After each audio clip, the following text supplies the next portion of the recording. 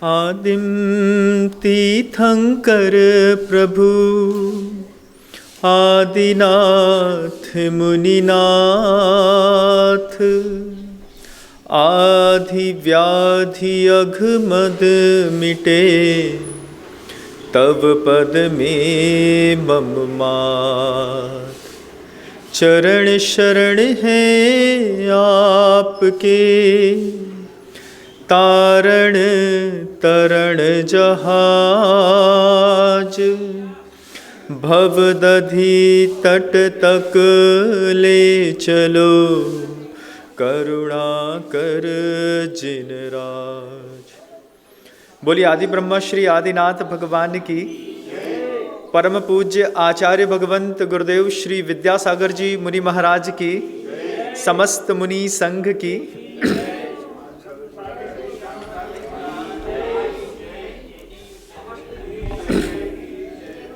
आज के उद्बोधन की शुरुआत हम सब एक प्रयोग से करना चाहेंगे। सबसे पहले हम सब अपने दोनों हाथ को रगड़ने की कोशिश करें और हाथ को रगड़ने के बाद अपने दोनों हाथ अपने दोनों आंखों में लगा लें।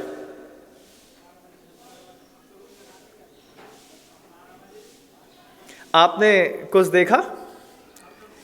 ये बहुत बड़ा अंतर है कि जब मैंने आपसे कहा कि आप अपने दोनों हाथों को रगड़ें, तो आपने अपने दोनों हाथ मेरे कहने के अनुसार रगड़े तो जरूर, लेकिन जब मैंने आपसे ये कहा कि आप अपने दोनों हाथ अपनी आँखों में लगा लें, तो आपने आँखों में न लगा करके जहाँ पर मैंने लगाया आप हाथ को वहाँ ले गए।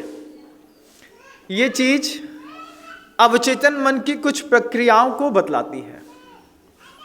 ये चीज़ ये बतलाती है कि हम जो सुन रहे हैं उस पे हमारा उपयोग नहीं है, हम जो देख रहे हैं उस पे हमारा उपयोग है।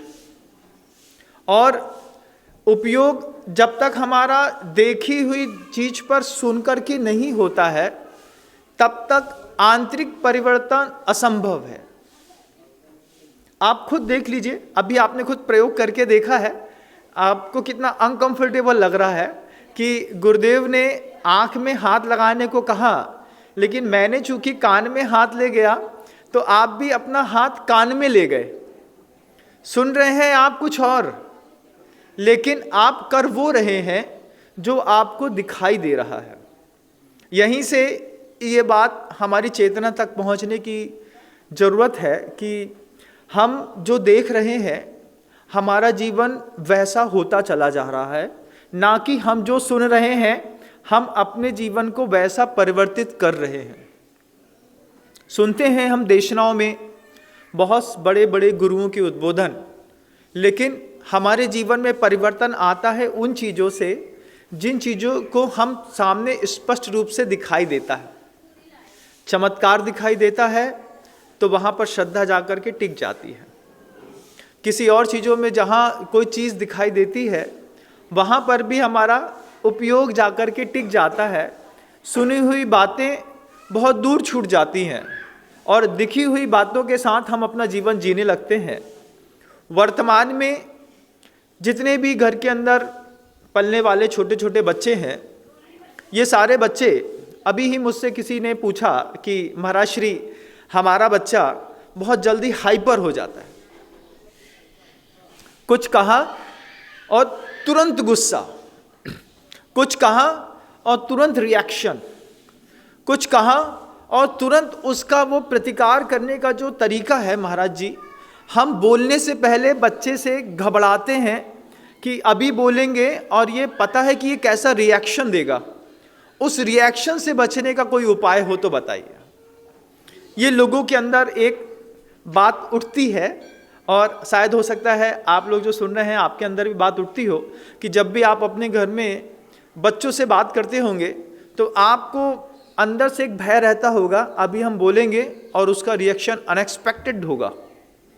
उस अनएक्सपेक्टेड रिएक्शन के लिए क्या बात है, क्यों ऐसा करते हैं बच्चे, उसके पीछे के कुछ कारण हैं बंधु।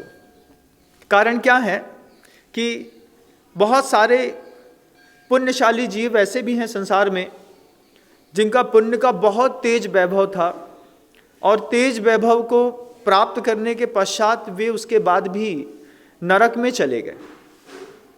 माँ जिनवाड़ी ने सब अपनी आंख से देखा है शुभम चक्रवर्ती को, देखा है ब्रह्मदत्त चक्रवर्ती को, कि पुण्य का वैभव कितना जबरदस्त था कि 84 लाख हाथी, 18 करोड़ घोड़े, 14 रत्न, जिसमें 7 चेतन 7 अचेतन, 6 खंड का अधिपति। पुण्य से उसको क्या नहीं मिला। पुण्य के वैभव इतना फला, उतना सौंदर्य, उतनी ही उसके उतने उत्कृष्ट मकान, उतना वैभव, उतनी आज्ञा पालन करने वाले मांडलिक, महामांडलिक, राजा, प्रतिराजा, अधिराजा, कितना वैभव था उसका। और पुण्य का इतना वैभव होने के पश्चात भी जीवन में पता नहीं किस बात की कमी थी कि उस चक्रवर्ती पद को प्राप्त करने के बाद भी 2 चक्रवर्ती ऐसे हुए 12 में से जो नरक में चले गए। इसका मतलब है कि पुण्य के साथ कुछ और चाहिए, वो हो सकता है आपके बच्चे के पास ना हो, इसलिए बच्चा इतना जल्दी हाइपर होता है।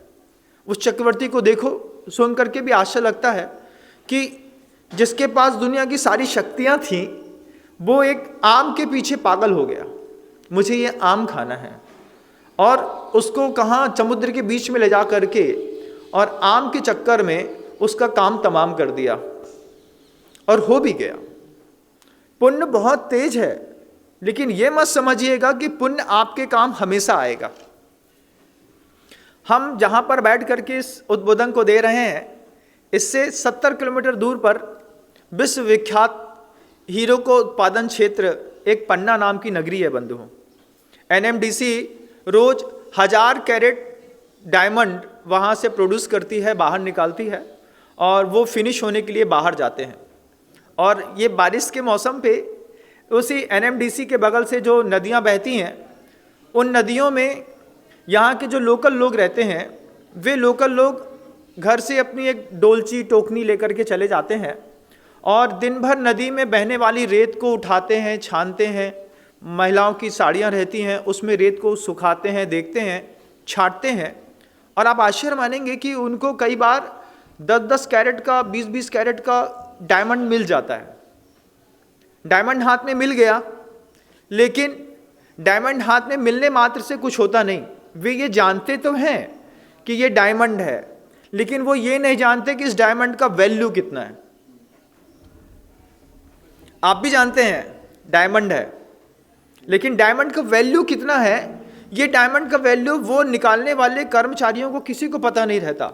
उनको इस बात की परख बहुत अच्छे से है कि 1000 पत्थरों में से इस नदी के प्रवाह से जो रेत कट करके आ रही है, और उसमें से ये हीरा है, निकल गया, उठा करके अपने जेब में खोचा, और आसपास में जो भी डायमंड के व्यवसायी रहते हैं, उन डायमंड के व्यवसायी के पास वो चले जाते हैं, हीरा दिखाते हैं, लेकिन कभी उनके अपने पुरुषार्थ और पुण्य से प्रज्ञा को विकसित करने का काम नहीं किया। प्रज्ञा उनकी वहीं पे पड़ी है, वो जो सामने वाला जो कह देता है उतने में मान जाते हैं। 2, 5, 10 हज़ार, 25 हज़ार ऊपर नीचे और हो गया। उन्होंने कहा 3 लाख, सामने वाले ने कहा 3.5 में देंगे, 4 में देंगे, उसने कहा चलो 4 सही। लेकिन जब वो हीरा जब बंबई में जा कर के तराशा जाता है, जब उसमें फिनिशिंग वर्क किया जाता है, उसके जब 6C क्लियर होते हैं, कैरेट, क्वालिटी, क्वांटिटी, क्लियरिटी, ये सब चीज़ें जब उसकी क्लियर होती है और जब वो फिनिश होकर के बैठता है, तो वो 4 लाख का हीरा सीधे सीधे 4 करोड़ का बिकता है। और जब वो 4 करोड़ का हीरा बिकता है, तब उस निकालने वाले को बहुत अखरता है। वो क्या सोचता है कि हमारे पुण्य से तो ये हीरा निकला, लेकिन पुण्य से सब कुछ नहीं होता। पुण्य आपकी प्राथमिक व्यवस्थाओं को बनाता है, उसके बाद जीवन में कुछ और भी चाहिए। वो क्या चाहिए पुण्य के बाद? तो गुरुदेव बार बार कहते हैं कि पुण्य के साथ साथ एक बहुत पवित्रतम प्रज्ञा चाहिए। वह प्रज्ञा आपके बच्चों के अंदर नहीं होने के कारण ही परिणाम निकलता है। आप अपने बच्चे से बात करने में घबराते हैं, और जब अपना कनेक्शन अपने आप से नहीं रहता।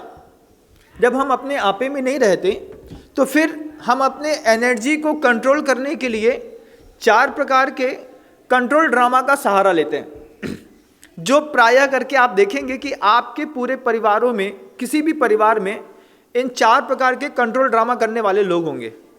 एनर्जी कंट्रोल ड्रामा करने वाले लोग कैसे होते हैं, मैं उदाहरण देके आपको बताऊंगा, आपको अच्छा लगेगा। आप देखिए कि परिवार में जैसे मान लीजिए 8-9 लोगों के समूह है। 8-9 लोगों के समूह में एक व्यक्ति जिसका स्वयं से अपने आप से कनेक्शन निकल गया है, जो अपने आपे में नहीं रह पाता है, नहीं समझ पाता है वो अपने आप को, वो क्या करता है, वो डराने का काम करता है। परिवार में एक व्यक्ति जरूर होगा जो आपको बार बात में डराएगा, तुम चुप रहो, तुम कुछ भी बोलते रहते हो, तुमने ये क्या कर दिया है, तुमसे कुछ होता नहीं है। और उसने बातों से तो डराता ही है, अपने एटीट्यूड से भी डराता है। हम बड़े ताऊ के लड़के हैं, इनके सामने खा नहीं सकते, इनके सामने बोल नहीं सकते, इनके सामने बैठ नहीं सकते, इनके सामने टीवी नहीं देख सकते, इनके सामने तेज आवाज में बात नहीं कर सकते। ये एक्चुअल में क्या है, वो व्यक्ति आपको डरा नहीं रहा है, वो व्यक्ति आपको डरा करके अपने लिए एनर्जी प्रोड्यूस कर रहा है। वो जब आपको डराता है तभी उसको अपने जीवन जीने के लिए ऊर्जा मिलती है। अगर वो सबको डराना बंद कर दे तो उसको ऊर्जा नहीं मिल रही। ऊर्जा क्यों नहीं मिल रही है? क्योंकि उसका अपने आप से कनेक्शन ऑफ हो गया है। अपने आप से कनेक्शन ऑन करने वाले जो लोग होते हैं वे कैसे होते हैं, मैं भी वो भी बताऊंगा। आप एक सेकंड पर्सन को और देखिए, जो व्यक्तित्व घर के अंदर रहते हैं, किसमें से कितने सारे लोगों का नेचर ऐसा रहता है जो अपने बात से, व्यवहार से, चाल ढाल से, शब्दों से, शरीर से घर के लोगों को प्रेशराइज करते हैं। हो सकता है आप लोग भी उनमें से किसी एक से प्रेशराइज होकर के अपने घर के अंदर रह रहे हो। तभी जब पिताजी घर के अंदर आते हैं तो बच्चे चुपचाप घर से बाहर भाग जाते हैं। क्यों? ये आते ही साथ प्रेशराइज करेंगे, आते ही साथ फालतू की बातें करेंगे। फिर क्या करना, डैडी सामने वाले गेट से आए, बच्चा पिछले वाले गेट से बाइक उठाया और निकल लिया। बोले भैया अब 1 घंटे तक पिताजी घर में है, हम थोड़ा घूम के आते हैं। पिताजी ने ऐसा व्यवहार क्यों बना के रखा? क्योंकि पिताजी का एनर्जी स्टेशन वो डर है। जब तक वो अपने लोगों को डराएंगे नहीं तब तक उनको खुद को जीने के लिए एनर्जी प्रोड्यूस नहीं होती है। दूसरे प्रकार के लोग भी घर के अंदर मिलेंगे बंधु। आप देखिए कि वो जो दूसरे प्रकार के लोग हैं वे कैसे होते हैं कि वे बात बात में हाउ एंड वाई लगाते हैं। तुमसे किसने कहा था ऐसा करने के लिए? तुमने ऐसा क्यों कर दिया? वो आपसे व्यवहार तो सामान्य से करते हैं, लेकिन वो आपके हृदय में शंका पैदा करते हैं। अब पापा को पता चलेगा तो फिर पता नहीं क्या होगा, अब तुम ही जानो, तुम ही देख लेना, तुम ही बात करना। अभी दूसरा व्यक्ति क्या कर रहा है कि एक आदमी घर के अंदर डराने वाला है, वो डरा के एनर्जी प्रोड्यूस कर रहा है।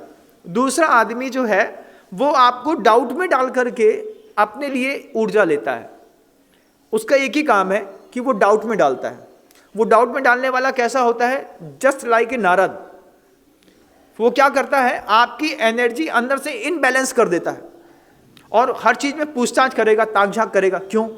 उनने क्या कहा, उनके घर में क्या आया, वे बिछिया लेके आई हैं, वो साड़ी लेके आई है, वो कुर्ता लेके आया है, हमने सुना है उसके यहाँ गोल्ड ज़्यादा आ गया है।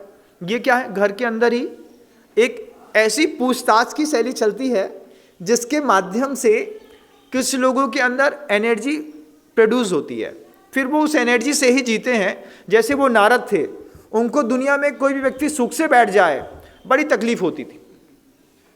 उनका काम था ऊधम मचाने का, ऊधम मचाएं और धीरे से निकल जाए, नारायण नारायण। वो तो निकल लिया लेकिन घर पूरा खराब करके चला गया। ऐसे घर के अंदर भी एक कोई व्यक्ति मिल जाएगा। घर के अंदर नहीं मिलेगा तो फिर समाज के अंदर मिल जाएगा, समाज के अंदर नहीं मिलेगा तो देश के अंदर मिल जाएगा, लेकिन मिलता है बंधु। एक तीसरे प्रकार के लोग भी हैं। आप में से कोई एक वैसा भी हो सकता है, जो लोग होते हैं जिनका हमेशा कॉम्प्लेक्स रहता है कि हमारे साथ हमेशा गलत होता है।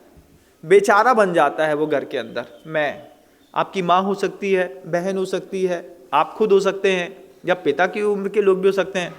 वो सिर्फ उनको सिर्फ अपने एनर्जी को प्रोड्यूस करने के लिए सहानुभूति का सहारा लेते हैं। कोरोना में मान लीजिए 60 साल के पिता को कोरोना था, वो बच गए और 35 साल का बच्चा मर गया। अब वो बेचारा बन जाते हैं। वो बेचारा बन के एक गाना हमेशा गाते हैं, महाराज जी 1.5 साल पहले हमारा बच्चा मर गया, अब हम क्या करें, अब हमारे जीवन का कोई उद्देश्य नहीं रहा, अब मुझे भगवान के ऊपर विश्वास नहीं रहा, अब मैं किसी काम का नहीं रहा, अब मुझे जिंदगी जीने में कोई मन नहीं रहा। ऐसी वो बातें करते हैं और प्रॉपर डाई भी लगाएंगे, प्रॉपर शेविंग भी करेंगे। ये क्या है? अगर आपका किसी चीज में मन नहीं लग रहा है तो फिर आप डाई कैसे लगाते हैं, फिर आप शेविंग कैसे कर लेते हैं, बाल कैसे कर लेते हैं? तो ये अलग चीज है। लेकिन कुछ लोग ऐसे हो जाते हैं जिनको सिर्फ सहानुभूति चाहिए। सहानुभूति से वो अपने जीवन जीने के लिए ऊर्जा एकत्रित करते हैं। कोई उनको बोले, अरे तुमने कितना दर्द सहा है, तुमने कितना कष्ट सह लिया, तुम्हारे साथ कितना गलत हो गया, बस इतने में, हाँ दीदी आपसे बात करके बड़ा अच्छा लगा, अब हम आपके लिए सब कर देते हैं। जीवन जीने के लिए कहाँ से ऊर्जा निकाल रहे हैं? सहानुभूति से। और कुछ लोग ऐसे भी आपको आपके घरों में मिलेंगे जो हर चीज को इग्नोर करते हैं। उनसे बोलो ये काम कर लेना, हुआ तो ठीक, नहीं तो आप जानो आपका काम जाने। बच्चों के ऊपर माता पिता को विश्वास ही नहीं है। कुछ लोगों के बिल्कुल अकेला जीवन जीने वाले ऐसे लोग हैं कि माता पिता खुद बोलते हैं, भैया उससे काम मत बोलो, पता नहीं करेगा कि नहीं करेगा, कर दिया तो ठीक, नहीं किया तो ठीक। फिर वो क्या है? वो अकेली जिंदगी जीता है। उसको उसके कमरे में खाना दे दो, उसको एक एंड्रॉयड दे दो, उसका वाईफाई उसके कमरे में लगा दो, वो वहीं पे खाना बुला लेगा, वहीं पे खा लेगा, वहीं पे जी लेगा। ना उसको फैमिली मेंबर्स के साथ बैठना है, ना कुछ डिस्कस करना है, ना कुछ बातें करनी है, कुछ भी नहीं करना है। उसको एनर्जी कैसे मिलती है? वो अकेले रह करके ही अपने जीवन जीने के लिए ऊर्जा खींचता है। ये 4 प्रकार के एनर्जी कंट्रोल करने के ड्रामा है बंधुओं, जो लाइफ में बहुत सारे लोग अपने घरों के अंदर करते हैं। सबसे बड़ी आश्चर्य की बात तो तब होती है कि जब पुण्य से हाथ में बहुत गहरी और बड़ी चीज होती है, उसके बाद भी वो उस गहरी चीज से कनेक्शन ना बना करके वो इस कंट्रोल ड्रामास के ऊपर अपना कनेक्शन बना करके लाइफस्टाइल जीते हैं। सहानुभूति चाहिए और क्या चाहिए? आक्रामकता चाहिए। इंफिनिटी कॉम्प्लेक्स पैदा करने के लिए ताकत आ गई है, डराने की ताकत तो है, लेकिन भगवान से डरने की ताकत खत्म हो गई है। ऐसे लोग मंदिर नहीं जाते, ऐसे लोगों को भगवान से कोई काम नहीं है। यंग जनरेशन जो बहुत ज़्यादा कॉन्शियस होकर के प्रवचनों को ढंग से सुन रही है, उसको तो थोड़ा बहुत वैल्यू है, लेकिन कोई बहुत सारा वर्ग ऐसा भी है कि जिसको मंदिर से कोई मतलब ही नहीं है। सो करके उठा, सीधे 9 बजे तैयार हुआ, शेविंग करी, ब्रांडेड कपड़े पहने, जैगवार में बैठा और सीधे ऑफिस। पूरी लाइफ में भगवान का कोई काम नहीं है। ये लोग पता नहीं कहाँ जाना चाहते हैं। फिर कुछ कॉन्शियस लोग हैं, तो जिनको कॉन्शियस एवोल्यूशन है, जिनके लाइफ में जो स्वयं अपनी चेतना का विकास कर रहे हैं, वे अलग तरीके से विकास की प्रक्रिया को अपनाते हैं। अगर वो गृहस्थ हैं, वस्त्रों में है, परिवार के साथ रहते हैं, तो वो अपने विकास की प्रक्रिया को अपनाने के लिए मंदिर जाते हैं, भगवान का पूजन करते हैं, देव दर्शन करते हैं, विधान करते हैं। लेकिन फिर वो वही करते हैं जो वो करते हैं। क्या करते हैं? जो शुरुआत में मैंने आपसे बताया कि हाथ गर्म करिए और अपनी आंख में लगा लीजिए। आपने देखा, आंख में सुना, लगा लिया कान में। ये लोग वो करते हैं कि मंदिर जाते हैं, पूजा करते हैं, अभिषेक करते हैं, सब करते हैं, लेकिन उनको भगवान की कीमत कुछ भी नहीं पता। उनको पता वही है जो उनके दिमाग में भरा हुआ है। उनसे बोलो व्रत लेना चाहिए, अब उनको आंख शब्द सुनना ही नहीं है, उनको तो देखना है, जो दिखाई दे रहा है बस वहां पे उनको हाथ लगाना है। इस तरीके की गलत फहमियों में बहुत बड़ा वर्ग है जो आज वर्तमान परिस्थितियों में जीवन जी रहा है। वो सुनता कुछ है, लेकिन वो करता वो ही है जो उसके मन के अंदर भरा हुआ है। अब जो मन के अंदर भरा हुआ है, वो करने के चक्कर में उसका वो विकास नहीं हो पा रहा है जो वो चाह रहा है। आप वो नहीं है जो बाहर की परिस्थितियों में दिखाई दे रहे हैं, आप वो हैं जो बाहर की परिस्थितियों के कारण आपके अंदर से निश्चित हो रहा है। अंदर से क्या निकल रहा है आपके? आप एक्चुअल में वो हैं। समझ में नहीं आती शुरुआत में ये बात, धीरे धीरे आती है। विषय थोड़ा सा कठिन लग रहा है क्या? समझ में तो आ रही है ना मेरी बात? हाँ, इस 4 प्रकार के कंट्रोल ड्रामा को आपके घर के अंदर कितने सारे लोग करते हैं, एक बार ऑब्जर्वेशन जरूर करिएगा। फिर ये ऑब्जर्वेशन करिएगा कि आप मंदिर जाते हैं, जो लोग अपने आप को धार्मिक कहते हैं कि महाराज मैं दर्शन करता हूँ, पूजन करता हूँ, अभिषेक करता हूँ, सब कुछ करता हूँ, ये सब करने के बावजूद क्या करते हैं आप बताइए? ये सब करने के बावजूद ये धर्म की परिभाषा को सीखना और समझना नहीं चाहते। इनका पुण्य चक्रवर्ती के जैसा है, इनके पास पुण्य तो बहुत है लेकिन प्रज्ञा के नाम पर ये बिल्कुल शून्य है। और सिर्फ पुण्य से दुनिया नहीं चलती बंधु, पुण्य के साथ गुरुदेव कहते हैं कि प्रज्ञा भी चाहिए।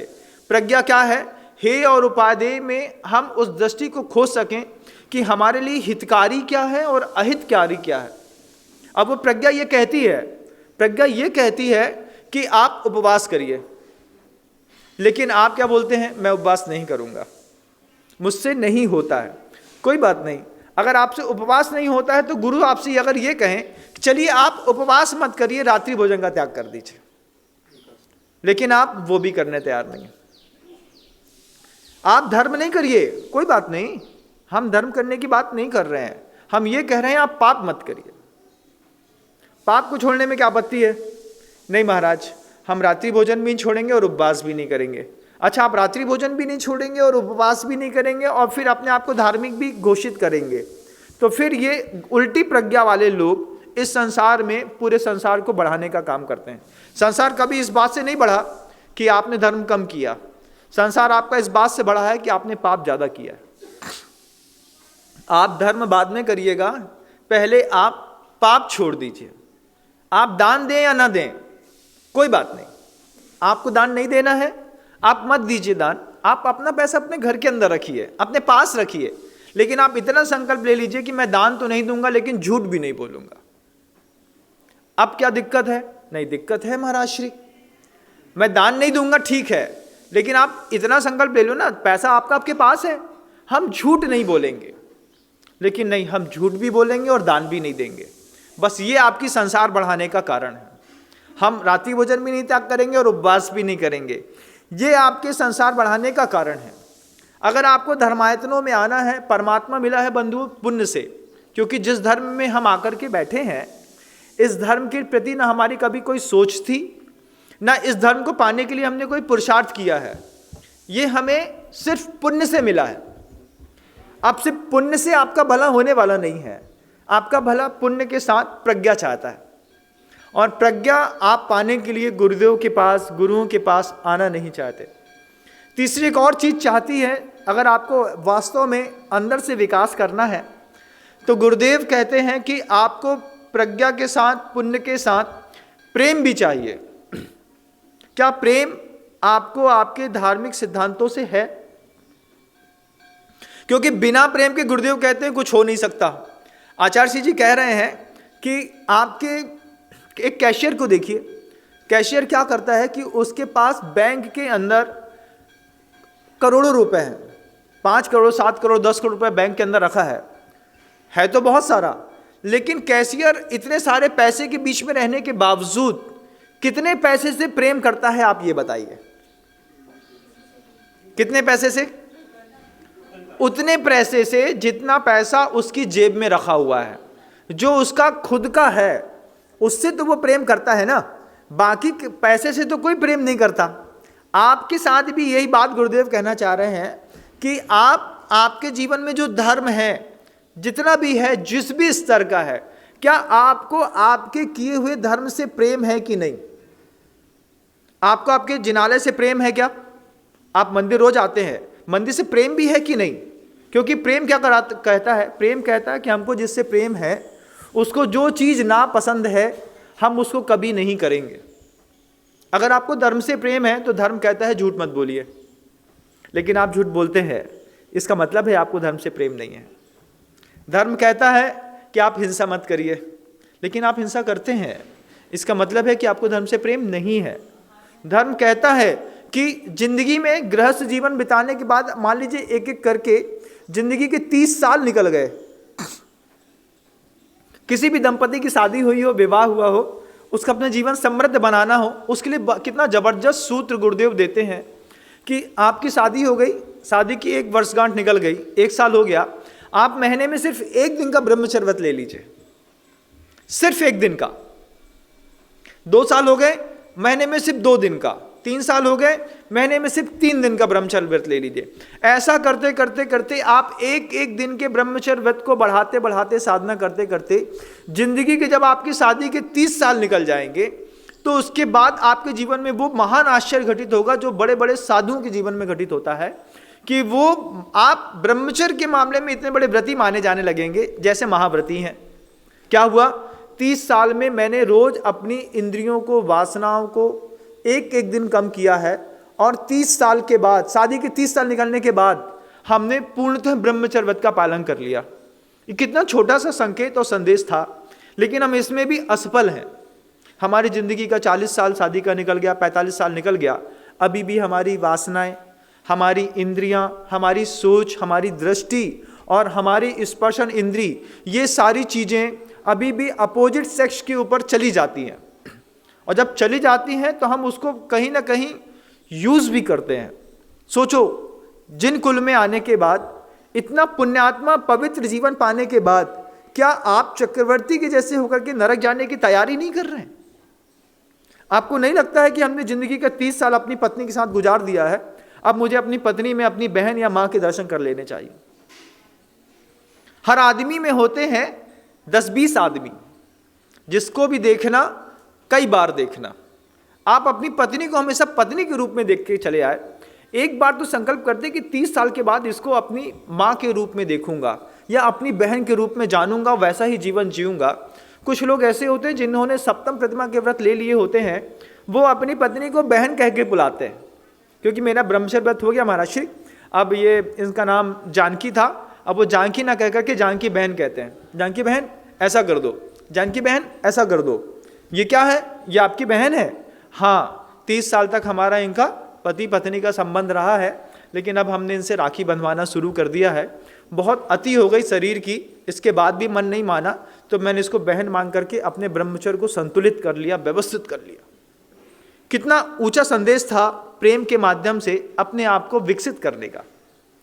गुरु के प्रति आपकी इतनी श्रद्धा है, गुरु से अगर आपका वास्तव में प्रेम है, आप चाहते हैं, तो क्या है, गुरुदेव वही कहते हैं ना कि अगर जिससे प्रति प्रेम है, प्रेमी एक दूसरे को पहले से पहचान लेता कि उसको क्या पसंद नहीं है। उसको जो पसंद नहीं है हम वो काम नहीं करेंगे। उसको मेरा जीन्स पहनना पसंद नहीं है, उसको मेरा किसी के साथ घूमना पसंद नहीं है, उसको मेरा कॉफ़ी हाउस में जाना पसंद नहीं है, उसको मेरा बाहर का खाना पसंद नहीं है। आप जिस किसी के अफेयर में रहते हैं तो आप क्या करते हैं, वो तुमको जो पसंद नहीं है मैं वो कभी नहीं करूँगा।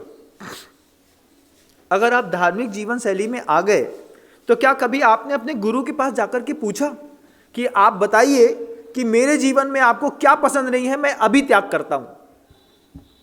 आप अपने गुरु से प्रेम करने का ढोंग भी करते हैं, नाटक भी करते हैं, लेकिन आप अपने गुरु से कभी नहीं पूछते कि मेरे पूरे जीवन में आपको क्या नापसंद है, एक बार आप बता दीजिए। क्या मेरा बोलना पसंद नहीं है, मेरे इस तरीके से बात करना पसंद नहीं है, मेरा इस तरीके का ड्रेसिंग सेंस पसंद नहीं है, मेरे इस तरीके के व्यवहार या जीवन शैली पसंद नहीं है, मेरा ये वक्तव्य पसंद नहीं है, मेरे जीवन में आपको क्या नापसंद होता है, एक बार आप गुरुदेव बता दीजिए, मैं अभी इसी समय उसका त्याग करता हूं। अगर जीवन में प्रेम होता तो आप अपने गुरु से जाकर के एक बार जरूर इस बात को पूछते कि मुझे बताइए मुझे क्या चीज छोड़ देनी है। लेकिन आपने कभी नहीं पूछा। क्यों नहीं पूछा? क्योंकि अगर आप पूछ लेते और गुरुदेव कुछ कह देते, हम सोच रहे हैं कि अगर तुम मुझे वास्तव में अपना गुरु मानते हो तो आज से तुम इस चीज़ का त्याग कर दो। किसी चीज़ को समझाऊं मैं, फिर आप बोले महाराज श्री अभी 2-5 साल और दीजिए, अभी तो बच्चे हैं, अभी धीरे धीरे कोशिश करते हैं गुटखा छोड़ने की, पान खाने की, रात्रि भोजन करने की, या फिर मंदिर तुम नहीं जाते हो, मुझे बुरा लगता है कि तुम मेरे भक्त होने के बाद मंदिर नहीं जाते हो, तुमको मंदिर जाना चाहिए। हाँ महाराज श्री कोशिश करेंगे। इसका मतलब ये है कि तुमको गुरु से, गुरु के शब्दों से प्रेम नहीं है। गुरुदेव ने एक बार हम लोगों से बहुत अच्छी बात कही थी कि वो शिष्य धन्य है जिसके ऊपर गुरु के मुख से निकलने वाले वचनों का चंदन लगा हुआ होता है। आप कभी सोचिएगा क्या आपके चेहरे पर, आपके मस्तिष्क में, आपके दिमाग में गुरु के मुख से निकलने वाले वचन का चंदन कभी लगा है कि नहीं लगा है? कभी आपने ऐसा कुछ किया कि गुरुदेव ने एक बार कोई बात को मना करी हो और आज उसी दिन आपने कॉपी या डायरी नोट कर दिया हो, आज गुरुदेव ने मुझे इस बात के लिए मना किया है, मैं उनके प्रेम में इतना पागल हूँ कि मैं आज के बाद इस चीज़ को कभी हाथ भी नहीं लगाऊंगा, इसको कभी छूऊंगा भी नहीं, इसको कभी देखूंगा भी नहीं। लेकिन ऐसा कुछ भी नहीं करते हैं। क्यों? क्योंकि हमारा प्रेम का सिर्फ दिखावा है। हमारा गुरु का संबंध पानी में पड़े हुए तेल के जैसा है बंधु। 1000 बार ऊपर नीचे कर दें, तेल अलग रहेगा, पानी बिल्कुल अलग रहेगा। लेकिन अच्छे प्रेमी का संबंध दूध और पानी के जैसा होता है कि दोनों विजातीय तत्व होते हैं। दूध पानी में, पानी दूध में ऐसा समा जाता है कि सिर्फ दूध दिखाई देता है। जब तुमको अपने गुरु से प्रेम हो जाए, फिर तुम ऐसा कुछ दिखाई दो कि तुम में तुम्हारा गुरु का चेहरा दूर से दिखाई देने लगे। लोग कहें कि ये कल तक कुछ और था, लेकिन जब से गुरुदेव की शरण में आया है उसके बाद इसका चेहरा देख लो या इसके गुरु का चेहरा देख लो, बात एक होती है। लेकिन ऐसा प्रेम हमारे जीवन में अभी पैदा नहीं हुआ। अभी हमारा गुरु के ऊपर संबंध तो है, लेकिन तेल और पानी के जैसा। पानी में तेल डाल दो, 1000 बार उसको ग्राइंडर में चला दो, गटपट कर दो, फेंट दो, कुछ भी कर दो, उसके ऊपर लाखों बबल्स बन जाएंगे, लेकिन अंदर पानी में एक बूंद तेल नहीं मिलेगा। ये हमारी देव से, सास से, गुरु से साथ रहने की 50-70 साल की जीवन शैली है। और ये जीवन शैली इतनी हाइपर हो गई है कि इसीलिए आज तक हम अपने एनर्जी कंट्रोल सिस्टम को संभाल नहीं पाए। नहीं तो 20 साल अगर आप भगवान के भक्त हुए होते, 20 साल आपने अगर मंदिर में भगवान की पूजा की होती, तो आपको इस तरीके के कंट्रोल ड्रामा करके अपने एनर्जी प्रोड्यूस करने की कोई ज़रूरत नहीं पड़ती।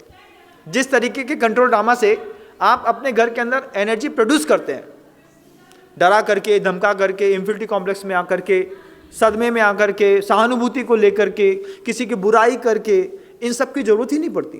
क्यों? क्योंकि आपके जीवन में पुण्य था, आपके जीवन में बहुत बेहतरीन प्रज्ञा थी, आपके जीवन में बहुत अच्छा प्रेम था, और सबसे अच्छी बात, इन 3 के साथ साथ आपके जीवन में गुरुदेव को पाने के बाद कुछ पुरुषार्थ भी था।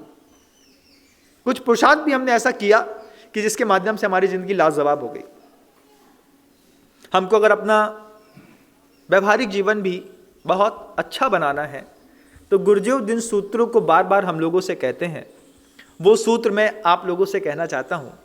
गुरुदेव कहते हैं कि अगर आपके पास भगवान नहीं है, मंदिर नहीं है, आप मंदिर नहीं जाते हैं और फिर भी आप चाहते हैं कि आपका जीवन संतुलन में रहे, तो आप 2 भाषा जरूर सीखिएगा। पहली भाषा सीखिएगा, तुरंत प्रतिक्रिया देने से बचने का प्रयास करिए। किसी भी चीज में, चूंकि हमारा देवशास्त्र गुरु से संबंध नहीं है, हम प्रवचन नहीं सुनते हैं, हम कहीं मंदिर नहीं जाते, हमने कभी पूजा नहीं की है, तो फिर हम किसी भी बात की, क्रिया की प्रतिक्रिया तुरंत करने के आदी हैं। किसी ने कुछ कहा, हमने तुरंत उसी समय बिना सोचे समझे उसका जवाब दे दिया। चीन में तुरंत प्रतिक्रिया पर बैन है। आप चीन की सेना में चले जाइए, कोई गलती हो जाए किसी से, किसी के ऊपर आपको ब्लेम करना हो, तो ब्लेम करने से पहले वो कहते हैं कि आपके दिमाग में इसके ऊपर ये ऑब्जेक्शन उठा तो है, लेकिन इस ऑब्जेक्शन को आप 50 घंटे बाद फाइल करेंगे, 100 घंटे बाद फाइल करेंगे। जितने ऊंचा कैडर होता है उतना उसका टाइम पीरियड बढ़ा दिया जाता है। मतलब अगर क्लास 1 ऑफिसर है तो उसको बता दिया कि अब से 5 दिन बाद आप इसको ब्लेम करेंगे। 5 दिन में आपकी सोचने की कैपेसिटी में बदलाव आ जाता है। लेकिन जो तुरंत हाइपर एक्शन दिखाते हैं लोग, इससे जीवन में असंतुलन बहुत फैलता है। आप देखिए कि अगर आपके जीवन में क्या इस स्तर का असंतुलन फैल रहा है, क्या आपके बच्चे के अंदर फैल रहा है? हम आपके बच्चे से, अपने बच्चे से कहते हैं बेटा थोड़ा सब्जी ले आना, और बच्चे ने तुरंत बोल दिया हमसे ना हो पाएगा, जिससे कराना है करा लो। ये शब्द सुनते वक्त कितना बुरा लगता है। लगता है महाराज अखरती तो बहुत तेज है। हमने उससे कहा बैठ जाओ वहाँ पर, क्योंकि आपके बोलने का तरीका गलत था। आपने अपने एनर्जी कंट्रोल करने के लिए उसको डरा करके, धमका करके बोलने का इंस्ट्रक्शन दिया। आपने अपनी टोन चेंज करके बोली, सुनो चलो वहाँ बैठो। आपकी टोन चेंज हुई, बच्चे ने टोन पकड़ ली, उसका वहाँ से ईगो आगे आ गया। वो कहते हैं ये हमने बॉल फेंकी और हम चले कहीं और। फिर आप बोलते हैं इतना नालायक है महाराज, एक बात नहीं मानता हमारी। क्यों नहीं मानता? क्योंकि आप किस टोन में बात करते हैं ये आपको समझ में नहीं आता। सबसे पहले हमको तुरंत प्रतिक्रिया में विश्राम देने की कला अपने जीवन में सीखनी है। ये कला घर में नहीं सीखी जाती, ये कला मंदिरों में भी नहीं सीखी जाती बंधु। ये कला सीखने के लिए बड़े बड़े साधकों को बियाबान जंगल चाहिए। इस कला को सीखने के लिए जब भगवान पार्श्वनाथ ने महारथ हासिल कर लिया, उन्होंने किसी भी पर्याय में तुरंत प्रतिक्रिया नहीं करी। सुकुमार स्वामी ने शालिनी के खाने पर तुरंत प्रतिक्रिया नहीं करी, उन्होंने धैर्य से उस चीज का समाधान खोजा। तुमने हमको अब भी बुरा कहा, हमने अभी तुम्हारी प्रतिक्रिया नहीं करी, क्योंकि अभी हम जानते हैं कि अभी हम अनकॉन्शियस हैं तुम्हारी इस बात को सुन करके। मेरा कॉन्शियस आधे घंटे बाद खड़ा होगा, हम आधे घंटे बाद इस क्रिया की प्रतिक्रिया बहुत शालीन शब्दों में अच्छे तरीके से करेंगे, अभी नहीं करेंगे। तुरंत प्रतिक्रिया की कला सीखना चाहिए। संघ के अंदर रह करके गुरुदेव ने जिस सूत्रों के माध्यम से हम लोगों को आसमान करने की कोशिश की, उसमें दुनिया का सबसे पहला और बेहतरीन सूत्र था, कभी भी तुरंत प्रतिक्रिया आप किसी बात में नहीं कर सकते हैं। आचार्य सिंह जी हमेशा हम लोगों को आंख दिखा देते थे, क्रोधित हो जाते थे, अपना चेहरा बदल लेते थे। किसी ने कुछ भी कहा, आप अभी जवाब नहीं देंगे, चलिए अभी जाइए, बाद में देखिएगा। ये पैशंस लेवल घर के अंदर बहुत जरूरी है। ये पैशंस लेवल साधु समाज में भी बहुत जरूरी है। किसी ने कुछ कहा और हमें तुरंत प्रतिक्रिया कर दी। हम 5 दिन सोच लेते हैं, 6वें दिन हम इसका सटीक शब्दों के साथ बहुत अच्छा जवाब देंगे, आपको आनंद आ जाएगा। दूसरी एक बहुत अच्छी चीज है, जो संघ हो या आपका घर हो, जिसको चलाने के लिए एक कला विकसित की जाती है, लेकिन वो कला मंदिरों से मिलती है। मौन का मतलब निकालने की कला। आप समझते हैं, जब आप अपने घर के अंदर रहते हैं और आपके पापा चुप बैठे रहते हैं, आप उस मौन का क्या मतलब निकालते हैं? अलग मतलब निकलता है। जब आप किसी से पैसा लेने जाते हैं और आप पैसा मांग रहे होते हैं, वो 5 मिनट तक ऐसा कर रहा होता है, आप इस मौन का मतलब समझ जाते हैं ना। आप समझ जाते हैं कि ये पैसा देने के मूड में नहीं है। ये कला हमको घर के अंदर भी सीखनी है। घर के अंदर मौन का मतलब, मौन का सही अर्थ निकालने की कला घर के लोगों को नहीं आती। हम किसी भी बात का कोई भी अर्थ निकाल लेते हैं। गुरुदेव हम लोगों को हमेशा सिखाते हैं कि मैं तुमको अपना कोई कॉन्स्टिट्यूशन पढ़ाऊंगा नहीं। आचार्य सिंह जी के कोई कॉन्स्टिट्यूशन किसी भी कॉन्स्टिट्यूशन बुक में नहीं लिखे रहते, ना वो कभी अपने मुख से अपना कॉन्स्टिट्यूशन कहते हैं, सिर्फ वो इम्प्लीमेंट करते हैं, अपना स्टैंडर्ड दिखाते हैं। और जब आप उनसे गलत काम करते हैं तो वो चुपचाप मौन बैठे रहते हैं। फिर वो मौन रह करके प्रेरित करते हैं कि मैं किस कॉन्स्टिट्यूशन में तुमको चलाना चाहता हूं, उस कॉन्स्टिट्यूशन को तुम समझने का प्रयास करो। हमने घर के अंदर उस कॉन्स्टिट्यूशन को समझने का कभी प्रयास नहीं किया। हमने कभी नहीं जानना चाहा कि घर के अंदर पिता हमसे मौन होकर के क्या चाहते हैं। जब आप रात को 2 बजे घर में आ रहे हो, एंट्री ले रहे हो, और आपका पिता चुपचाप मौन में दरवाजा खोलता हो और कुछ नहीं कहता हो, क्या आपको उस मौन की भाषा नहीं समझ में आती? आती तो है, लेकिन आप उसको इग्नोर कर देते हैं। जब आपसे माँ कह रही होती है कि बेटा चौका लगाना है मुझे महाराज श्री के लिए, और जब वो बहुत दयनीय नज़रों से आपकी तरफ देखती है कि तुम चौके में खड़े हो जाओगे ना, पापा नहीं है, बता दिया माँ ने, और जब हम बताते हैं कि मैंने जीन्स पहनी, शूज़ पहना और चलते बने, तुमने उस माँ की इस मौन की भाषा को इग्नोर किया। पतन इसी कारण हो रहा है।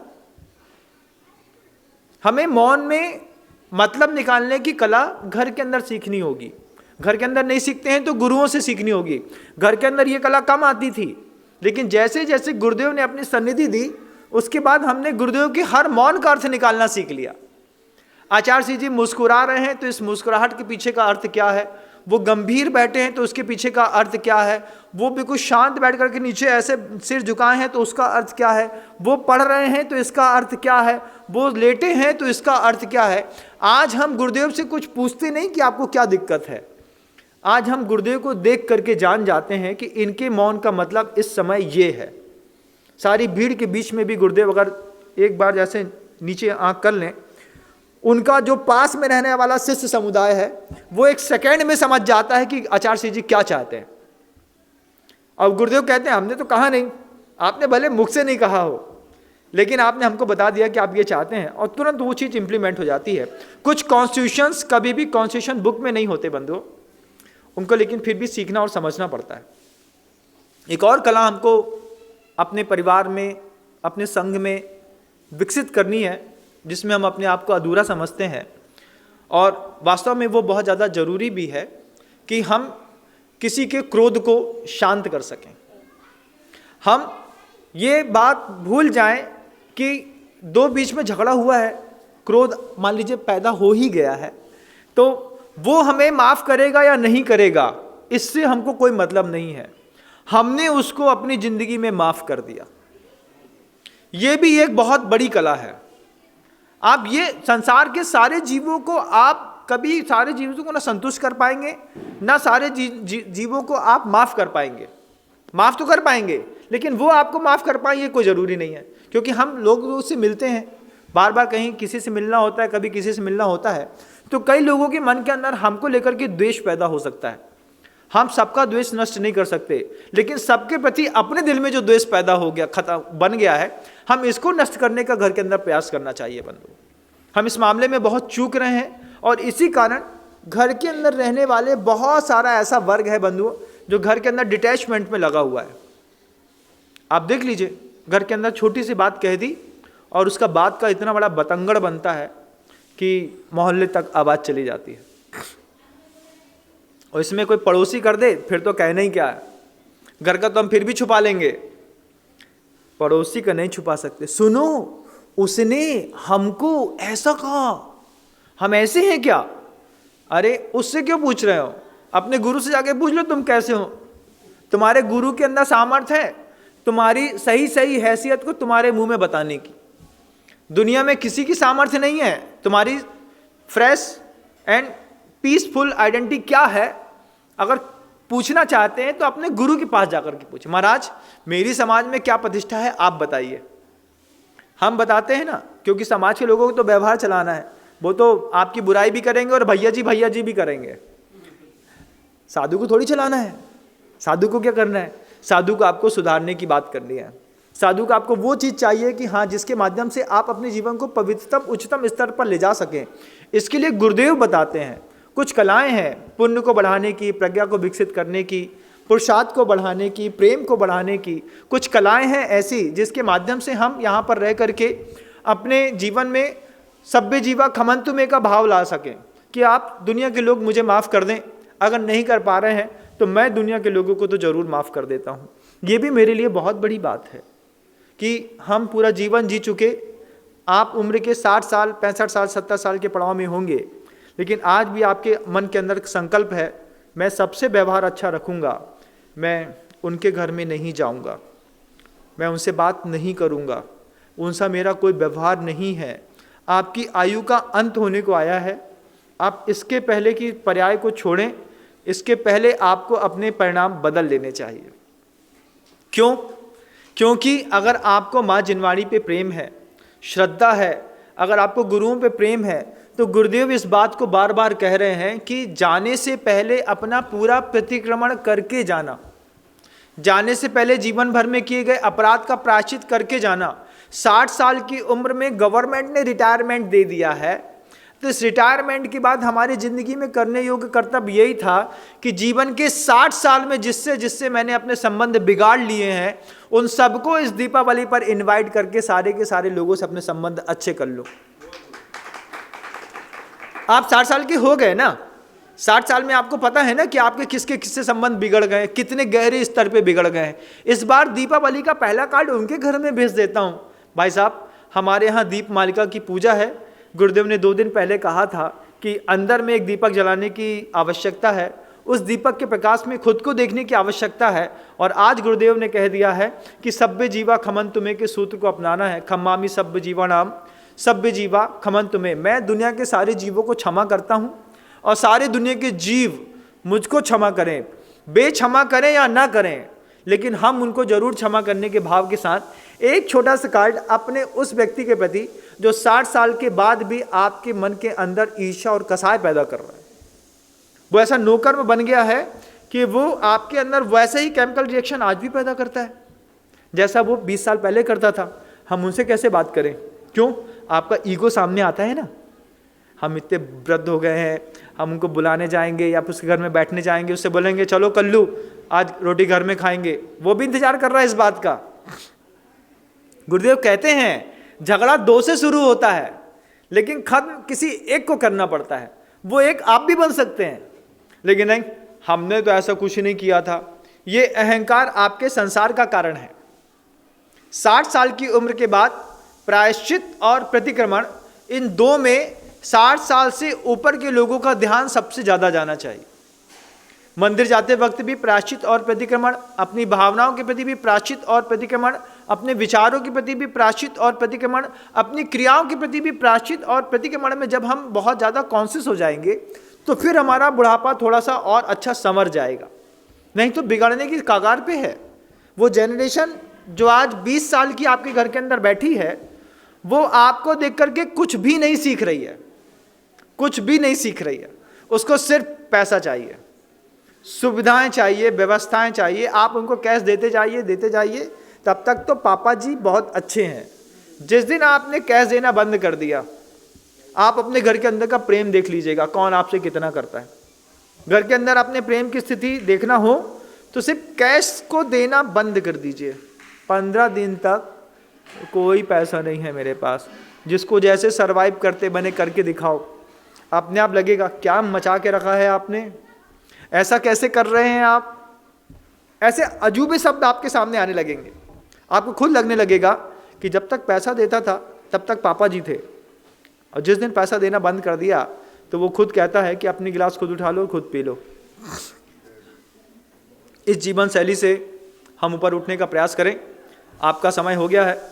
और एक बहुत अच्छा प्रश्न किसी ने पूछा है मुझसे, अभी सुबह सुबह ही पूछा कि महाराज श्री, दुनिया में बहुत सारे दर्शन हैं, बहुत सारे लोग हैं, बहुत सारी भावनाएं हैं, और इस पूरे भारतवर्ष के अंदर ईश्वर, जगत और जीव, इन 3 के ऊपर भारतीयों ने जितना काम किया है इतना काम किसी ने नहीं किया। आप विदेशों में चले जाएं, इतने सारे धर्म नहीं हैं जितने सारे धर्म हमारे यहाँ हैं।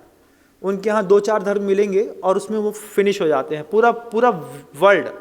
लेकिन भारतीय संस्कृति ऐसी है जिसने ईश्वर के ऊपर सबसे ज़्यादा काम किया, जिसने जीव के ऊपर सबसे ज़्यादा काम किया, और जिसने ईश्वर और जीव के साथ जगत के ऊपर बहुत ज़्यादा काम किया, बहुत ज़्यादा सोचा, विचारा, चिंतन किया, सब कुछ बहुत ज़्यादा किया।